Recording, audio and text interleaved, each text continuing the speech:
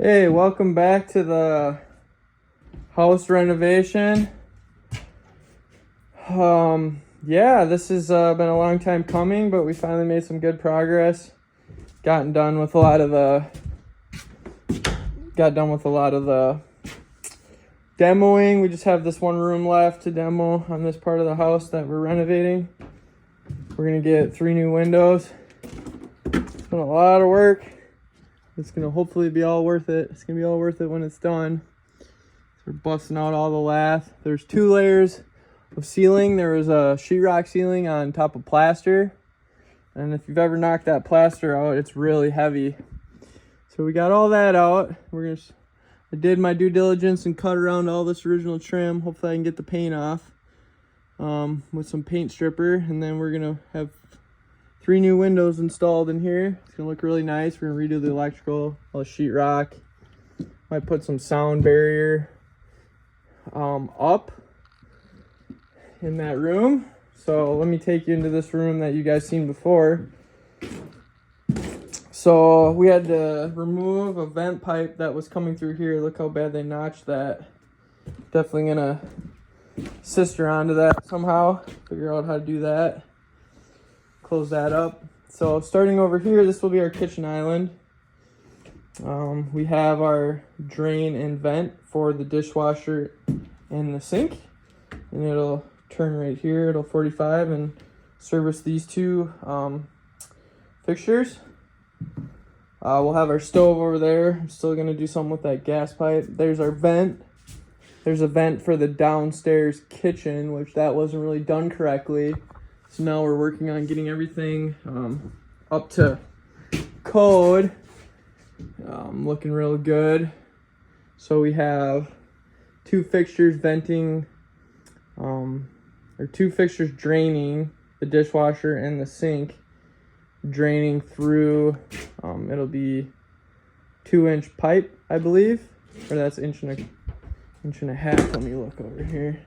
Yeah, that's 1.5 inches, but it'll be draining into a 2-inch drain. Guess we'll move that around. I'll get a strap on that, make it look good.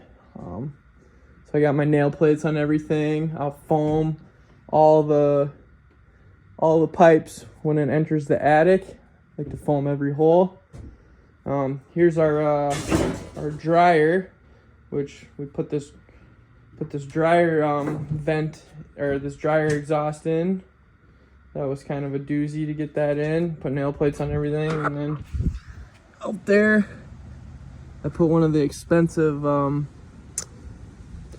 vents, siliconed it, hammer drilled it into the side of the brick, and then cut straight through here. Used spray foam on everything, foamed it up good. And this will be our washer fixture. So we have our hot and our cold, and then we are draining with 2-inch and venting with 1.5 inches. That will it all ties into our vent stack up there. Same thing. This is the shower we built. Draining with 2-inch, venting with 1.5 inches. Then we got our hot water lines insulated over here.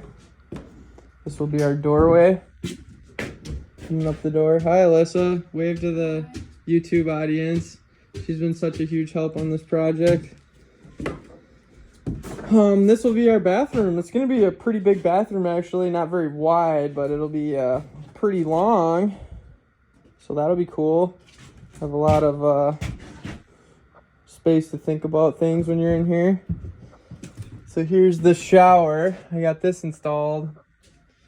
The only thing I did wrong here is I don't think I put this valve in backwards.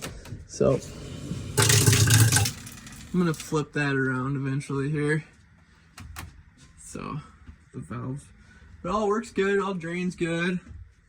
Had to build up this frame, framed it out, insulated it all up on the other side of that wall with spray foam and insulation, the pink stuff. New window here. So here's kind of our vent stack here. Just picking up the other bathroom, which I know you see that angle. that angle is really bad, and that's how it was existing. They cut it out, and it's actually angling down when it should be angling. It should angle towards where it's draining. We tested it, we drained it out. We tested the drain system, it was working. We're planning on ripping this bathroom out on the other side of the house eventually, and then we can fix that. So we're gonna have to build out a wall here and cover these pipes up, and then build a platform to get into the shower. So here's the toilet. So you have to pay attention to clearance on the toilet. I believe it's 15 inches from anything from side to side. Well, you have to look that up. I don't remember that top of my head. And then here is our cold water, which is typically 7 over or 7 up or 6 over or 6 up, just depending. And then I ran new water lines from the basement that went all the way down and connected to the old supply lines, which were galvanized or iron, which we're trying to totally eliminate all the old iron pipe because it's got lead in it, and it's just, the water's nasty when it comes out. So then we come over here, this will be the vanity or the sink. So then we measured where the back of the sink was going to be. So we vented that at 1.5 inches, and that only has to drain at 1.5 inches into our vent stack. And that's where our shower ties in, and our washer that ties in through that 2-inch into that vent stack. Yeah, and then I insulated all the hot water lines. That's an energy efficiency code. And then I tried to run this up to the attic because we have a habitable space in the attic. I do plan on getting rid of this stuff. This stuff is so brittle. If you ever worked with the old stuff, it'll snap. You can't even cut it with the pipe cutter. You have to use an oscillating tool. Yeah, that's kind of the progress of what we have done up here. I know I haven't made a video in a while, and if you guys have any comments or questions, please leave a comment and I'll try to get back to you. Oh yeah, I'm gonna put my electrical panel here in between this stud space. The only thing is getting through this might be a little detrimental, so I'm gonna really try to be careful. You know, I have to drill through this, so it's not ideal the way this is blocked up, but I really want to have my electrical panel here. And then everything will be on AFCI and GFCI in this area for sure. I'm going to use all 20 amp circuits and use 12 gauge wire. And then I will be making this a sub panel. So this will actually go down to the basement, and this will be a 100 amp sub panel. So I'm going to tie this into another 100 amp panel that I have in the basement. This is only kind of temporary because I plan on switching this house over to a 200 amp service, or maybe 200 amp services, just depending.